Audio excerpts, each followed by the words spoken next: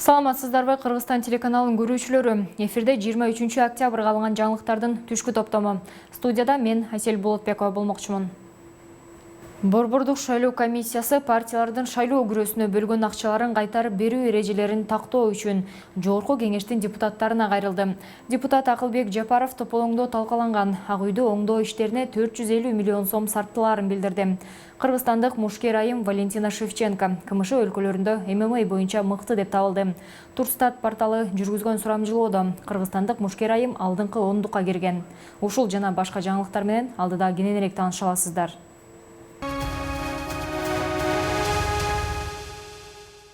Кыргыз Республикасынын президентинин милдетин аткаруучу Садыр Жапаров кол койгон жарлыкка ылайык Кыргызстандын мурдагы тышкы иштер министри Чыңгыз Айдарбеков президенттин стратегиялык тышкы саясий жана инвестиция маселелери боюнча кеңешчиси болуп дайындалды.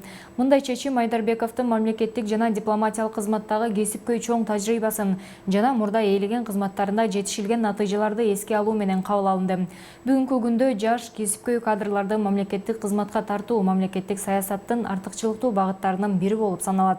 Кадрдык курамды жашартуу мамлекеттик башкаруу системасына жаңы мамилелерди киргизүүгө, ар кыл тармактарга системдүү өзгөртүүлөрдү жүргүзүү үчүн негиз түзүүгө өбөлгө болот.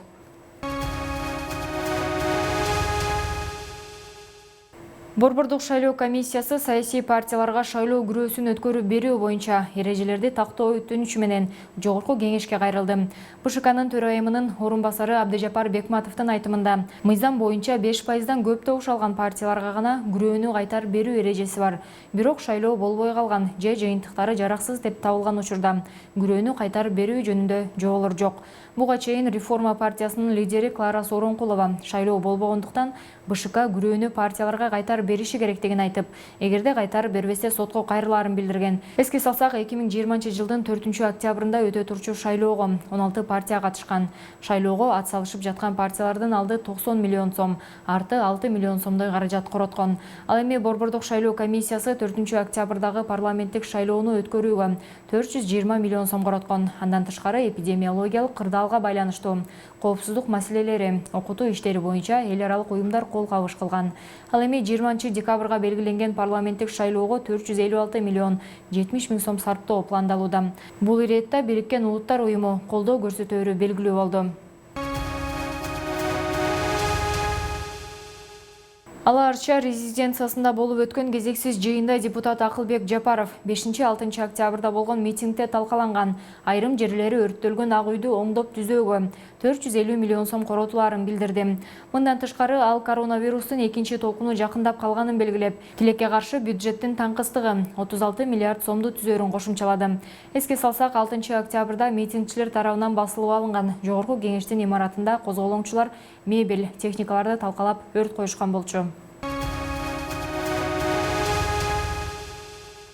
Кыргызстан парламенттик жана президенттик шайлоону өткөрүү үчүн Швейцариядан жардам сурады. Бул тууралуу Кыргызстандын Швейцариядагы элчилигинин сайты жазды. Элчи Данияр Мукашев менен Швейцариянын тышкы иштер боюнча федералдык департаментинин жетекчиси Анна Ивковиц 21 октябрда телефондо сүйлөшкөн.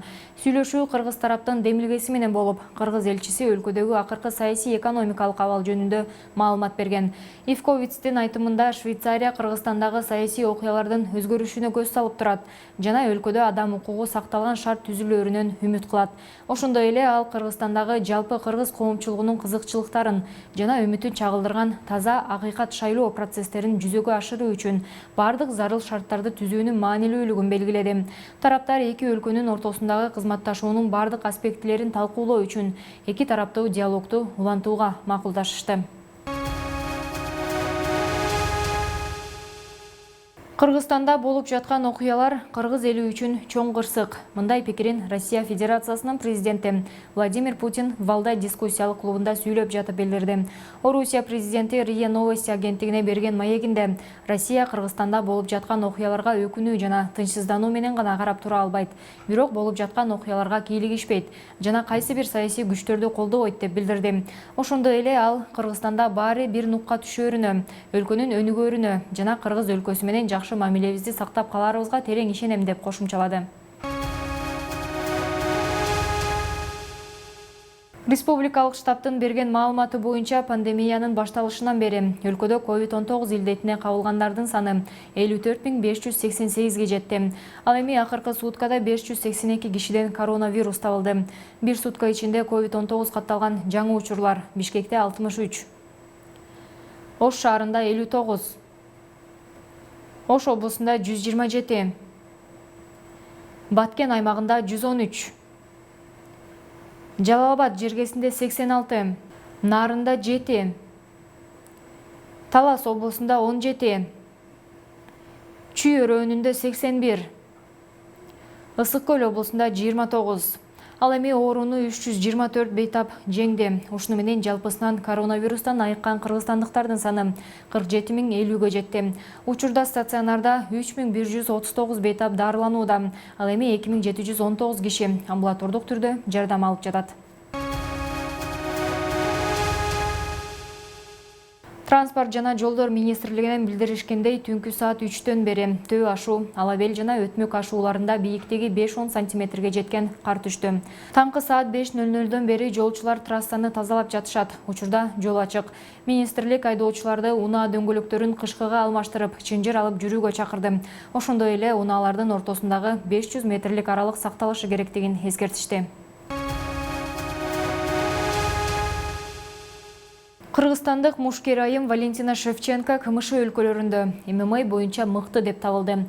Бул тууралуу Турстат порталы жазып чыкты. Аталган портал КМШ өлкөлөрүндөгү мыкты мушкер кыз келиндердин тизмесин түзүү үчүн сурамжылоо өткөргөн. Тизменин алдыңкы ондугуна Кыргызстандан Валентина Шевченко жана Антонина Шевченко, Грузиядан Лиана Джаджуа, Россиядан Анастасия Янькова, Яна Куницкая жана Ирина Алексеева, Казакстандан Мария Агапова, Молдовадан Александра Албу, Белоруссиядан Лилия Казак, Өзбекстандан Лилия Шакирова кирген. Бул жарышта Шевченкага жалпы 25% добуш берилген. Эскерте кетсе, кыргызстандык мушкер 2018-жылы UFC уюмунда эң жеңил салмакта чемпион болгон. Андан кийин чемпиондук курун 3 ирет коргоп калган.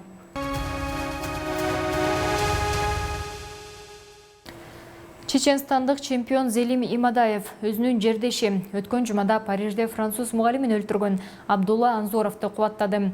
Ал Инстаграмдагы баракчасына Анзоровду ислам баатыры деп жазган. Дагы бир ММА мушкери чеченстандык Альберт Дураев француз мугалиминин өлтүрүлүшү боюнча жазган пикиринде Францияда сөз эркиндиги жоголо баштады деп жазып, аягына күлгөн быйтыкча койгон. Мушкерлердин мындай иштери үчүн жарандык активисттер Орусиянын тергөө башкармалыгына кайрылып, алардын сөзүн терроризмди актоого текшерүүнү өтүнүштү. Петербургдук активист Павел Чупрунов тергөө башкармалыгы чеченстандык мушкерлерге кандай чара көрө турганын текшерүү үчүн кайрылганын билдирди.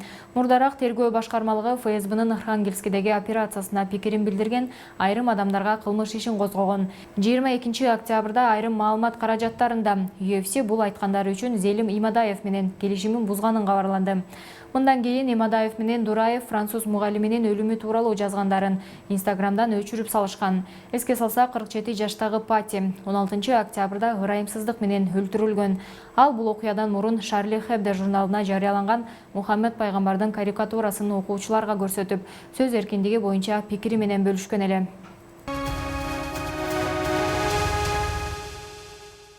Дүйнөнүн жана Кыргызстандын жаңылыктары менен биздин 2020 чекит KG сайтыбыздан жана социалдык тармактагы баракчаларыбыздан кененирээк тааныша аласыздар. Ушуну менен түшкө алынган жаңылыктар соңуна чыкты. Кийинки эфир аркылуу жолугушканча сак саламатта туруңуздар.